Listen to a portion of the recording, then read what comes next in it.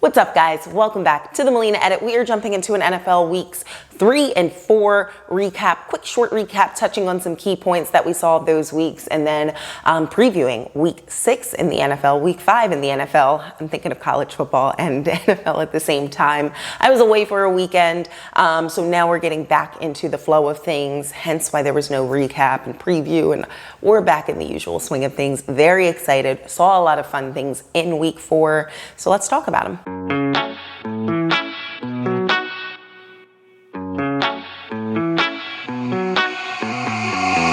Let's start things off talking about the Tampa Bay Buccaneers, the defending national champions. They've got some work to do in order to make it back there, that's for sure. I feel like they played the Rams forever ago now. So kind of quick recap of that week 3 game. The biggest takeaways there were struggles establishing the run and trouble in the secondary. Obviously, they're dealing with tons of injuries there.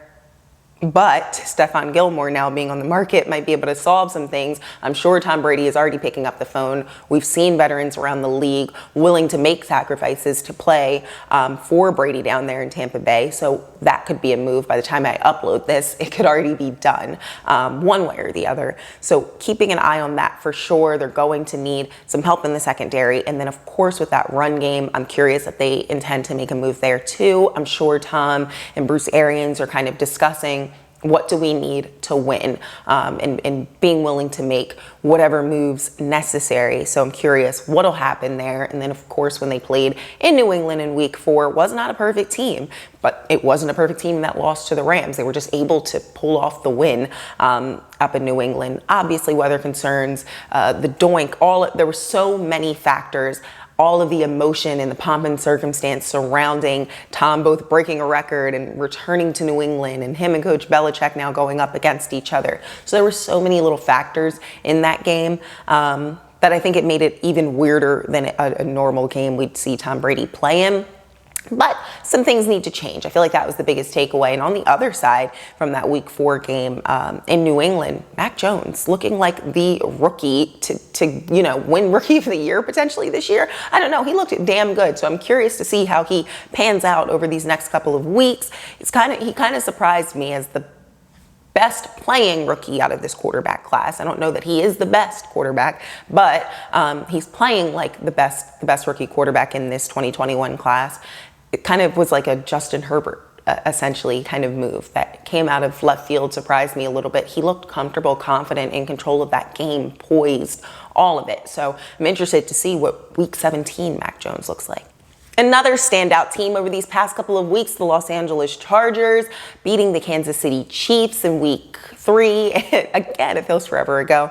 And the Las Vegas Raiders on Monday Night Football in week 4. Clearly, this team is something to compete with coming out of the NFC West. Really exciting there. That defense is absolutely incredible. Played a knockout game on Monday Night Football in week 4, and then back to that Chiefs game. The Chiefs kind of lost it for themselves. I do think that obviously the Chargers took advantage in some situations and were able to play up to the moment, but they made quite a few mistakes and didn't always play the cleanest football. So I think when they do, similar to when they played the Cowboys this season, I think when they do clean up some of those mistakes, there's no limit to the ceiling for this team. So I'm looking forward to them being able to do that. This Chargers team is something to watch for sure. And of course, we have to touch on the ever important NFC West, the Arizona Cardinals, hoping that I get eyes on this team this year. I never get those games. Like, for whatever reason, it's just always out of market for me. So I'd love to see what this team is bringing to the table. Everything that I thought they would be in 2020 is apparently what they are in 2021. So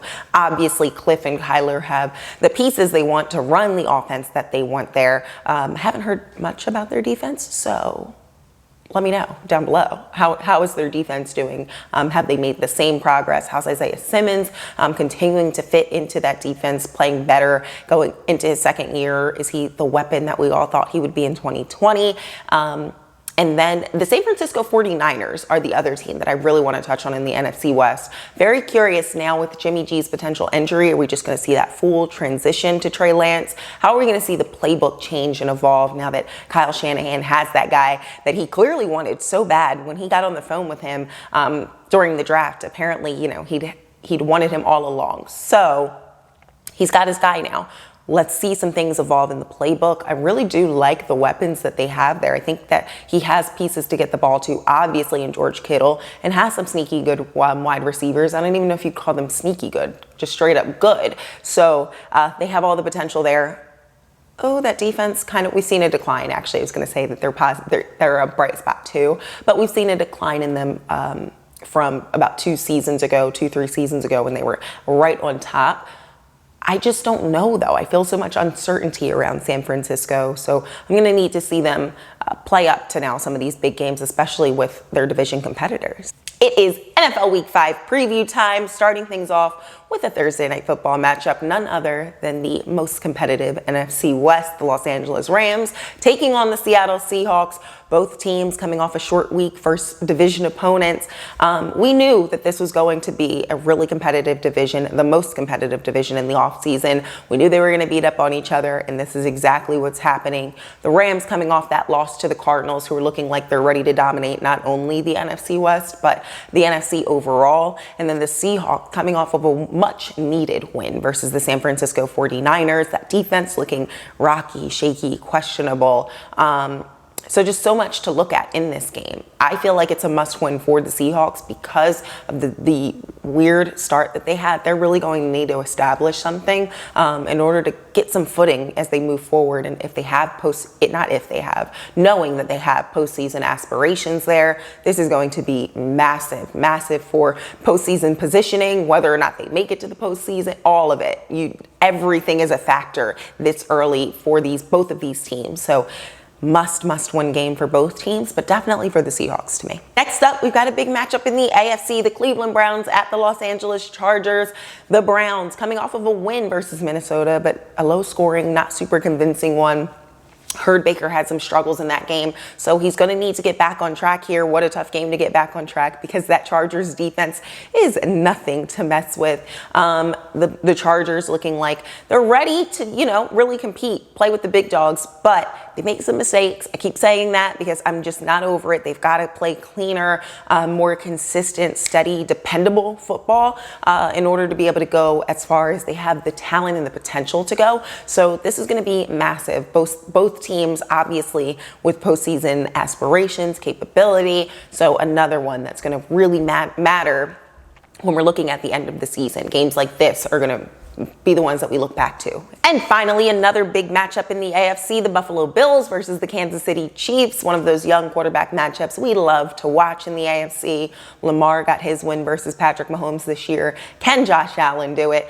Obviously, we've seen that this Chiefs team is beatable, can come back down to earth this year. So this is a winnable game for the Bills. It was winnable any other time that they've played them, but even more so this year. So it's really exciting. But the Chiefs looking like they're back on track, like they found their fit again. We'll see if it was legit this week. Really looking forward to seeing both of these teams compete, as I always am.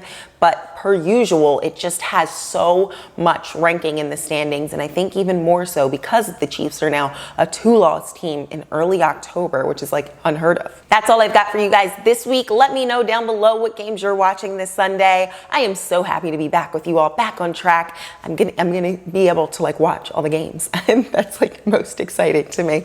What I'd rather spend my weekends doing is sitting in the house watching football. I know, super weird. Let me know what games you're gonna be watching, what you guys saw over these past few weeks when we didn't get to chat about some of the excitement that happened. I will talk to you all next week.